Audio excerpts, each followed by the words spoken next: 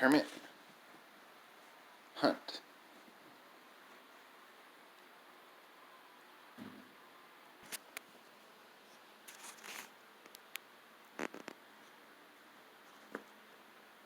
Kermit on the hunt for a treat.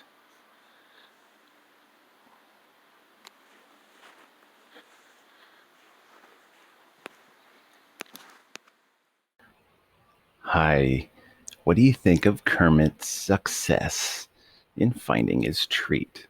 Such a good nose. Dogs can smell things like a pepperoni pizza, but they'll tell you what's in the pepperoni and in the sauce, what type of cheese, the bread, where the flour came from, the field. Hey, they have good noses. Very good noses. Anyway, I'm so glad you guys came along. This is the last story in our 5-minute Christmas stories, and I'm glad to share time with you. Thank you for coming along in this journey. Let's get started.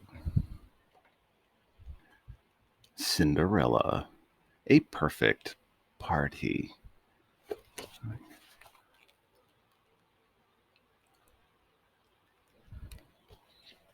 Cinderella and her prince sat before a roaring fire. Christmas was coming in a few days, and Cinderella was excited. Let's throw a party, she suggested to the prince. What a splendid idea, he replied. How can I help? Cinderella smiled. Just leave everything to me, she said.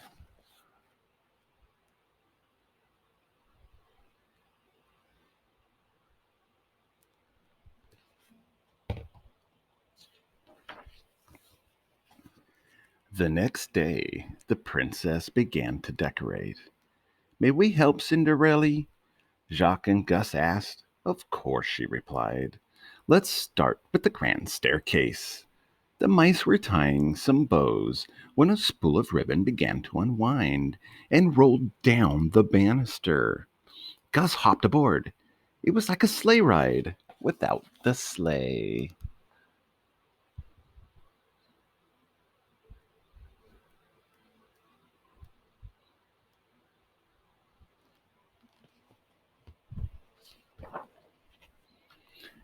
When Cinderella and her friends finished the staircase, they moved on to the rest of the castle. Jacques and Gus helped the princess put garland over the windows in the ballroom. They tied sprigs of holly over the doorways. They even hung stockings by the fireplace.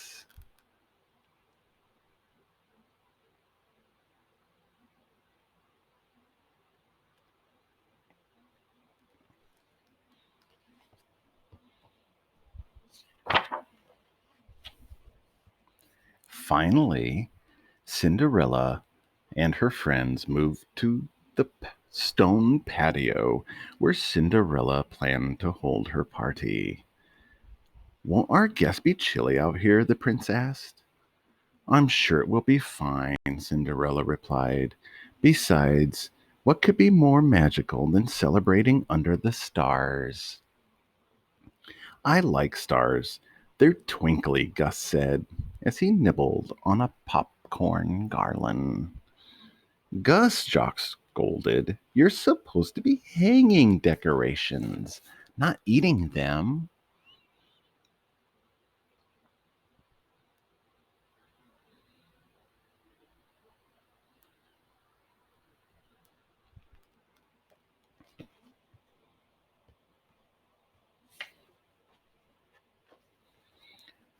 Later, Cinderella went to the royal sewing room. When Prudence, the head of household staff, peeked in, she saw the princess sewing a handkerchief. Why don't you ask the royal seamstress to do that? Prudence suggested. I'm making presents for our guests, Cinderella said. It's so much more personal if I do it myself.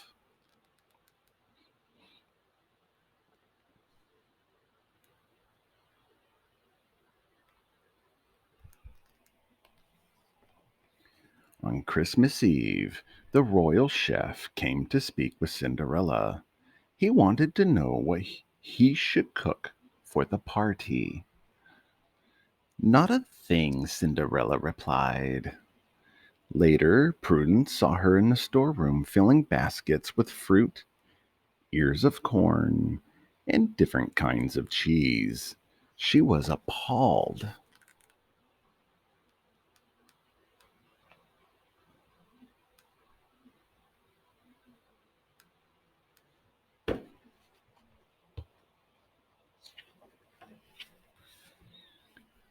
Back on the patio, Cinderella laid out the food.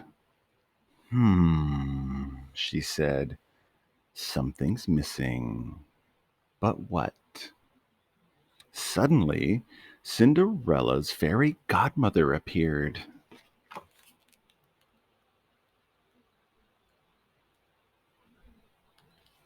My dear, you need a centerpiece, she said. Waving her magic wand, she turned a water pitcher into an ice sculpture. Now everything is perfect for our holiday picnic, Cinderella exclaimed.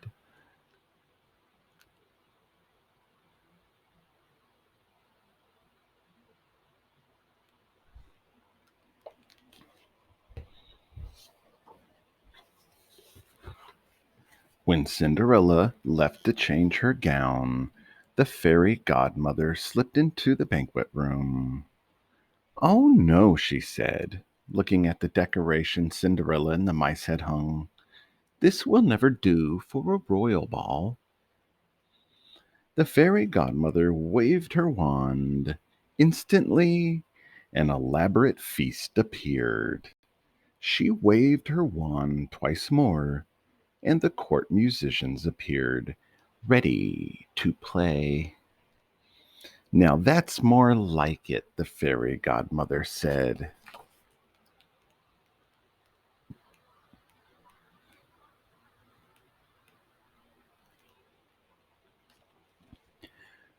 When Cinderella and the prince walked past the banquet room, the princess couldn't believe her eyes.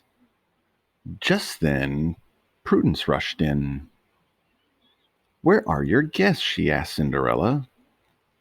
My party isn't being held in here, Cinderella told her. Then what is? Prudence asked. Thinking quickly, the princess said, a Christmas party in honor of the royal staff. Would you please tell the others? What a wonderful surprise, the housekeeper exclaimed.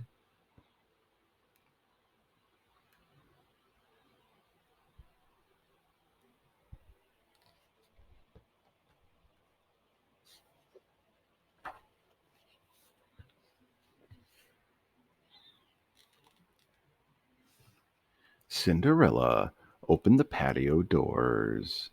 Merry Christmas! A chorus of chirps, barks, and whinnies answered her. All of Cinderella's animal friends had gathered for her party. Happy Christmas, Cinderella! Gus shouted. Merry Christmas, Jacques said, correcting him. Cinderella's animal friends loved the meal she had prepared. Afterward, it was time for presents. There were new feed bags, cozy blankets, a stylish mouse-sized outfits. Jacques loved his new jacket so much that he wouldn't stop looking at his reflection.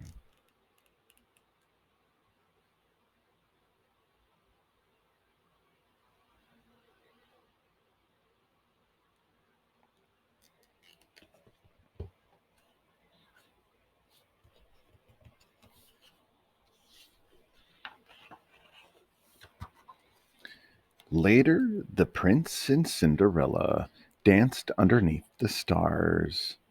When they stopped, they realized they were alone. Oh my, look, Cinderella cried. Their animal friends had gone inside and were with the staff. Delighted that everyone was getting along, Cinderella and the prince joined them. It was the most unusual, the most merriest Christmas celebration the kingdom had ever seen. And that concludes our story for today. What a wonderful story. Cinderella's godmother came in and behind the scenes helped out. I have a new book to start the new year, and it's going to be classic children's stories. This is my next one. And we'll go through this, and hopefully I have a big enough audience so I can buy some more books. Books are very expensive. But what a journey it's been. All you wonderful stardust created individuals. You've been amazing. Thank you for coming this far on my journey. And I'm going to sign off like always. To sleep tight and don't let the bed bugs bite. Good night, and I'll see you in the new year.